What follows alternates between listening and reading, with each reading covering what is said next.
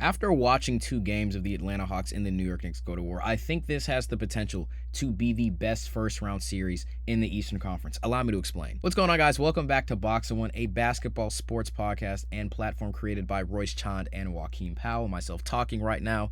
The New York Knicks do it again. They were up 12 going into the fourth quarter. See, this sounds familiar. And then the president of the NBA, CJ McCollum, walked them down. He switched Jalen Brunson down. I could not believe my eyes. I was seeing mismatch hunting. I was seeing crazy shot making. And I'm like, oh my goodness, CJ, is this 2019? Who are you feeling like? Who are you feeling like, CJ? But CJ aside, Jonathan Kuminga was probably the second most important player for this Atlanta Hawks team. 19-4-1, 2 steals, 1 block on 7 of 12 from the floor, 1 of 4 from 3, 4 of 6 from the free throw line. In that run in the fourth quarter that the Hawks went on when they were down 12 entering the fourth, Kuminga led it with good defensive intensity, great offensive rebounding and defensive rebounding against Karl Anthony Towns, securing the Hawks those fast break runs, those outlet passes, and other possessions. Amazing stuff for Jonathan Kuminga. And honestly, it's just good to see Jonathan Kuminga finally be who he said he was on the Golden State Warriors. I think a much younger team, a run and gun team, a team that does need somebody to just go downhill and get a bucket,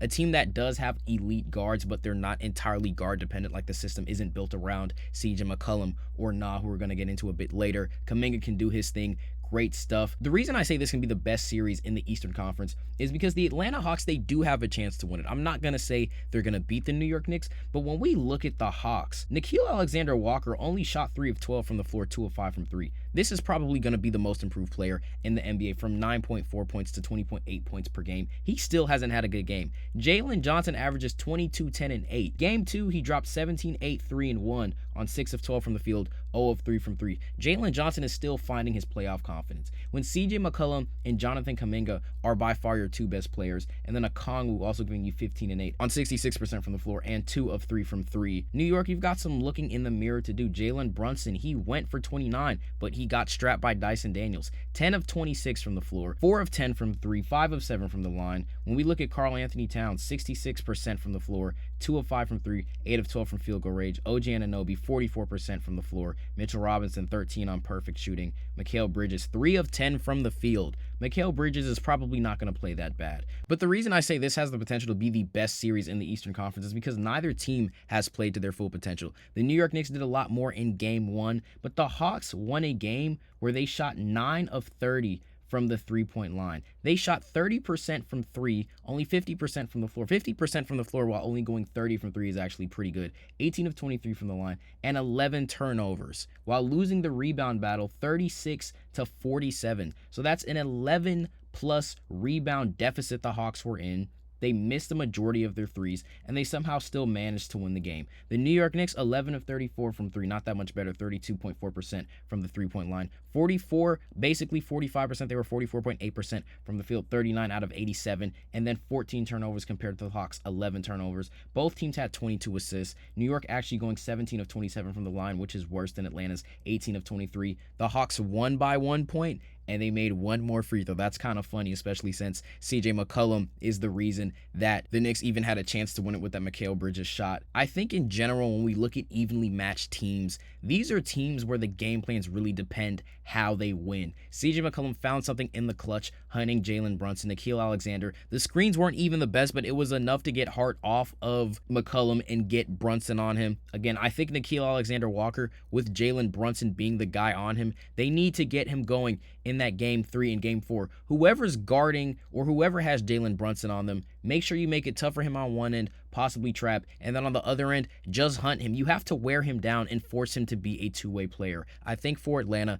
that's the way to win this series. If you make Jalen Brunson actually force him to be a defender, force him to get stops, then he's going to start swiping. He's going to start fouling guys, so they have to earn it at the line. Get him in foul trouble early. That causes defenses to collapse. Then you can kick it out to some of your snipers. McCollum's a shooter. Kuminga can hit threes. Okongwu can even hit threes. Johnson, Nickeil Alexander-Walker can hit threes. Kispert, who got some minutes, Gabe Vincent, who got some minutes. They can all hit threes. The Hawks are definitely emptying out their depth chart, but it's not exactly a bad thing. Kispert was one of the guys who sparked that run in the fourth quarter when Atlanta first cut it to 6 points. Kuminga's a guy who got great minutes in the fourth defensively and offensively. The Atlanta Hawks have a chance to eliminate the New York Knicks in the first round. I don't think people really realize this. The Hawks have not played good this series, but they've executed very well, or executed, I should say, very well in the clutch for game 2. On New York side, you got to get Jalen Brunson open. You've got to set pick and rolls. You've got to get Brunson going. Cat is feasting because the Hawks don't necessarily have a traditional big, no KP anymore. You're relying on a Kongwu for the most part.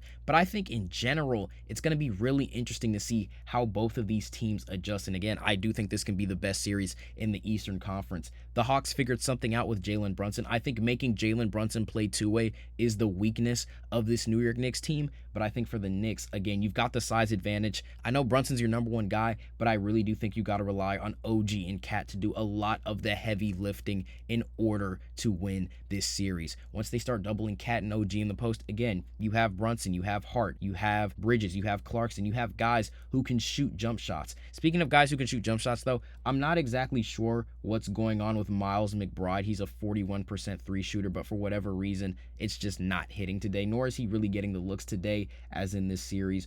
0 of 1 from 3 in game 2 last night. But I think those are the ways both of these teams win. You go with OG and Cat and even Mitchell Robinson destroying Atlanta in the post and then having them make quick and smart passes to other cutters. And for Atlanta, you legit just have to force Jalen Brunson to play two-way and run the Knicks down. But if both of those teams make those adjustments and then it's just mano a mano, we're going to be having some very fun finishes in the next few days. But that being said, though, guys, that is going to do it for us today. Again, as always, if you enjoyed the content, make sure to like, comment, share, and subscribe. Follow the socials in the description, the TikTok, the Instagram, the Spotify, YouTube, where you're watching this video right now, Threads, wherever you get your basketball content, we're there. And again, as always, if you enjoy the content, make sure to like, comment, share, and subscribe. Let us know your thoughts in the comments down below, and we will see you all in the next one.